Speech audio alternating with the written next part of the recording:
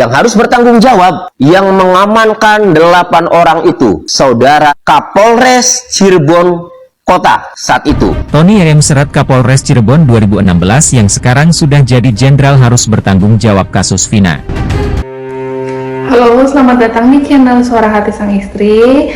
Untuk reaction kali ini ya, kan sebelum-sebelumnya itu kita fokus terhadap pemberitaan Sudirman, di mana Sudirman ini yang paling menderita dibanding 6 terpidana lainnya, dapat perlakuan sampai disiram air panas, ditembak peluru karet dan lain-lain ya.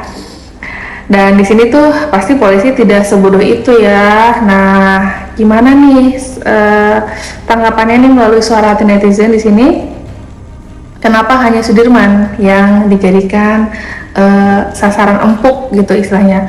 Diperlakukannya lebih dari 6 terpidana lain. Kita simak aja nih dari sini. Orang keterbelakangan mental seperti Sudirman, kenapa masih tetap aja dipakai kesaksiannya oleh Ladusing? Apakah mereka sebodoh itu? Bukankah mereka juga tahu kalau kesaksian orang keterbelakangan mental itu tidak sah menurut undang-undang? Sebenarnya mereka itu bukan bodoh, tapi mereka Ladusing itu menganggap rakyat netizen Indonesia itu adalah bodoh. Dikiranya kita ini tidak akan sampai menyelidiki kasus ini hingga ke titik sampai ke mentalnya Sudirman pun kita bongkar. Mereka menganggap kita ini bodoh, bahkan sampai di penangkapan Peggy Setiawan, Sudirman itu sampai disiram air panas untuk mengakui kalau Peggy Setiawan itu adalah pelakunya. Jadi sekali lagi, sebenarnya mereka tuh bukan bodoh, tapi mereka menganggap kita bodoh gitu loh. Ternyata netizen tidak sebodoh yang mereka anggap, karena mereka itu terbiasa merekayasa kasus seperti ini. Namun sayang, sekarang netizen jauh lebih pintar. Karena berkat viralnya film Sebelum 7 Hari Pina itu, dan kakaknya Pina ini ingin mengusut siapa DPO yang belum diketemukan gitu-gitulah. Ya baik lagi ya, tahun 2016 lalu sama tahun 2024 itu sangat beda. Sekarang netizen sekarang tuh lebih cerdik, lebih pinter ya kan, ditelusuri pastinya jauh banget, dan akhirnya kan terbongkar satu persatu. Ini banyak kekeliruan, ini banyak salah paham di kasus Vina, ini banyak oknum yang terlibat pastinya. Dan ya sudah, pastinya ini gara-gara kemungkinan kesaksian F juga jadi nambah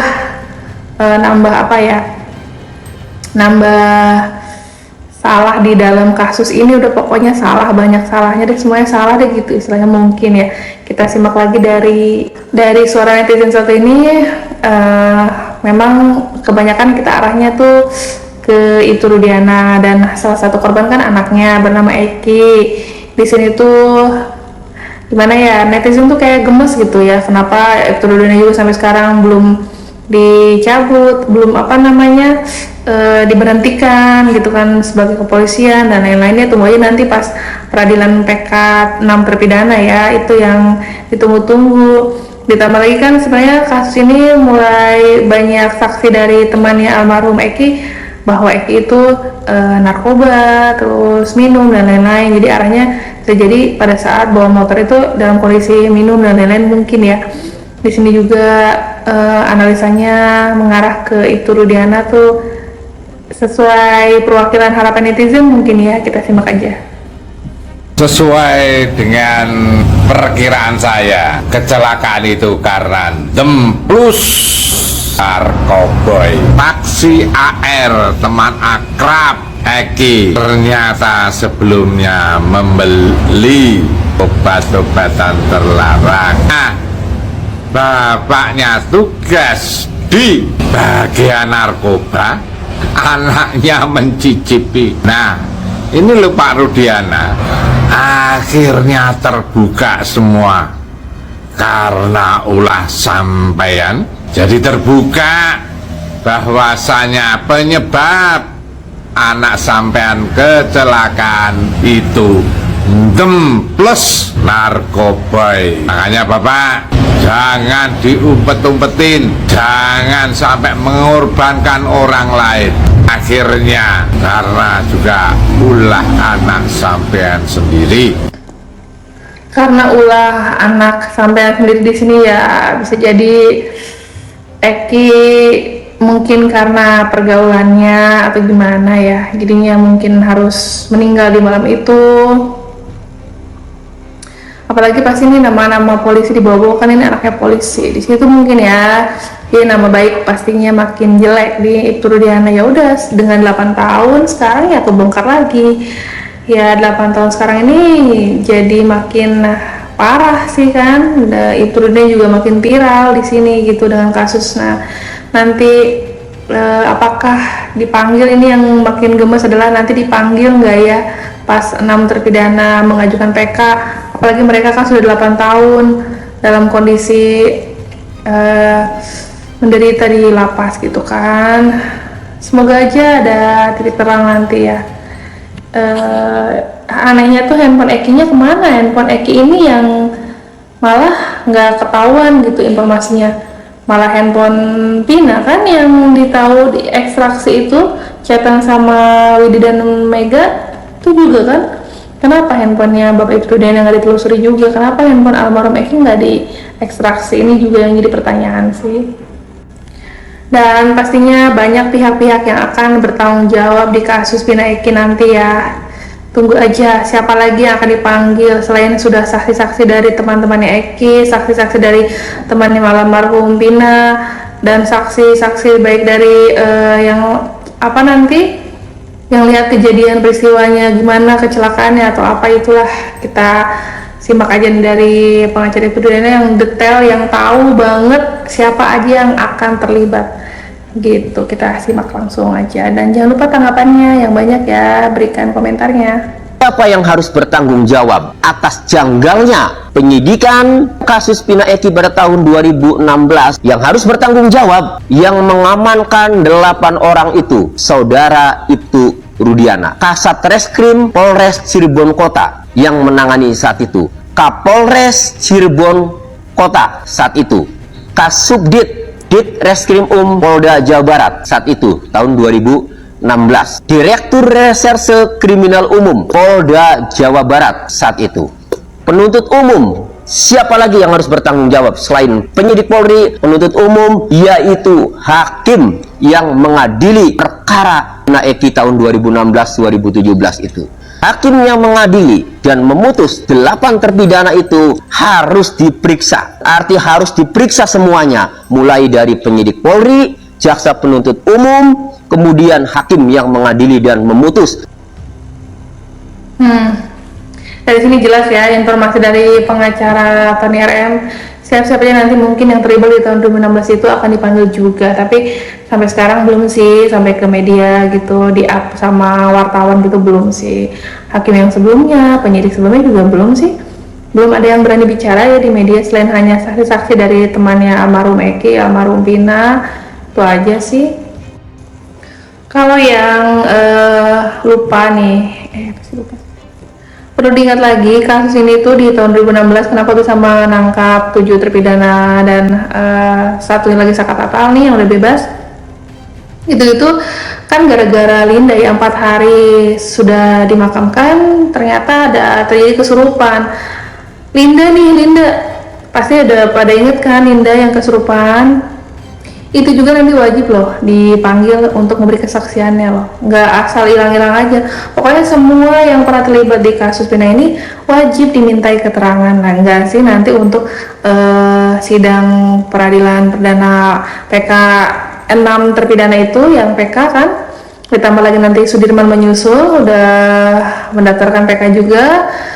Nah, bisa jadi kan ini kalau dari sisi keluarga almarhumah Pina ya, kakaknya Marliana ini ya udah percaya aja ke polisi. Nah, polisi percaya ke saksi Aep mungkin waktu itu ya, jadinya penangkapan yang terjadi. Nah kan kayak gitu kan, banyak banget kesalahpahaman di sini jadinya. Nah, dengerin aja secara langsung awal mulanya gimana sih ini kakaknya Marliana percaya dengan kepolisian dan akhirnya jadi viral dengan informasi yang didapatkan dari kakaknya ini. Kita simak bareng-bareng ya. Ibu meyakini nggak yang pelaku yang sudah divonis 8 orang itu pelakunya? Kalau meyakini ya saya sih percaya sama polisi Pak, balik lagi karena polisinya sudah membawa mereka, ya saya percaya mereka. Jadi karena nggak punya hubungan emosi ya, nggak punya hubungan emosi, ya kan? Kemudian sekarang kan sudah ada lagi satu lagi nih tertangkap kan, Peggy kan. Iya. Nah, ibu tahu Peggy? Kalau dari wajahnya juga sama, nggak tahu. Oh, nggak tahu. Jadi memang kalau untuk teman yang di luar, yang saya katakan tadi Pak, dia tertutup. Gitu. Jadi nggak tahu saya teman-teman semuanya, saya hanya tahu kayak Linda juga tahu hanya beberapa kali main ke rumah. Kalau itu motifnya belum pernah dengar. Apa sih masalahnya sehingga saat mereka Belum pernah dengar, saya dengar hanya dari yang memasukkan lagi tuh. Oh, kata yang kemasukan apa? Nah, dianya suka mengganggu, dianya suka sama adik saya gitu. Yang suka sama adik ibu saya? Egi, Peggy. dia menyebutkan Egi. Peggy. Makanya dia di suara itu dia cuma menyebutkan Egi. Oh, Egi aja. Jadi sekarang sudah berapa tahun tuh? 8 ya?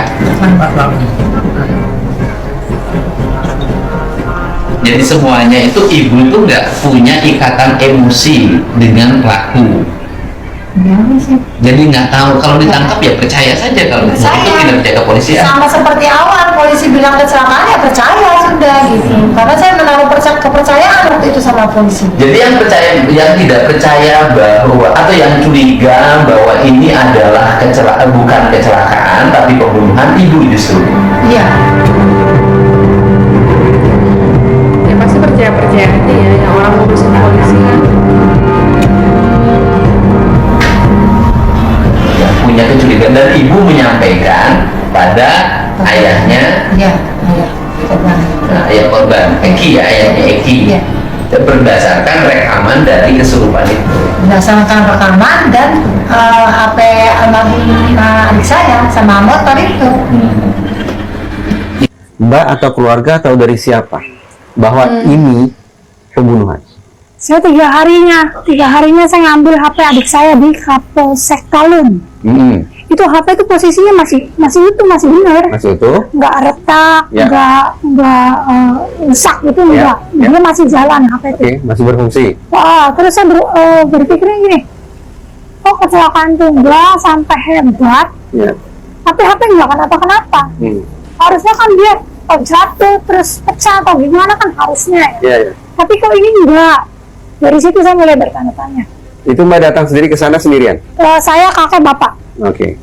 Lalu mulai berpikir, kok katanya kecelakaan, Ya. tapi utuh Tapi handphonenya. itu HP.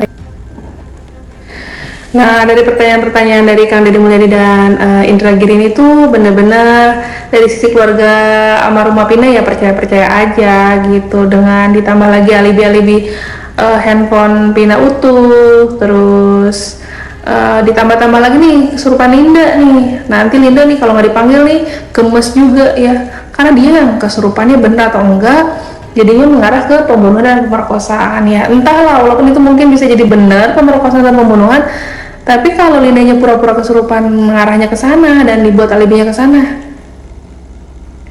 udah direkayasa dong, nggak tahu yang benar yang mana dong. Kayak udah, ternyata di belakangnya nih banyak fitnah, banyak tuduhan, banyak rekayasa, dan rumit terus rumit. Ya udahlah, nanti update terus di channel Suara Hati Sang Istri. Penasaran sama nanti hasil sidangnya 6 terpidana sama ditambah Sudirman menyusul juga sidangnya. Ya udah kalau gitu doain ya kasus Pina ini segera selesai, dan mohon maaf kalau ada kekurangan di channel Suara Hati Sang Istri ya. Terima kasih banyak, bye.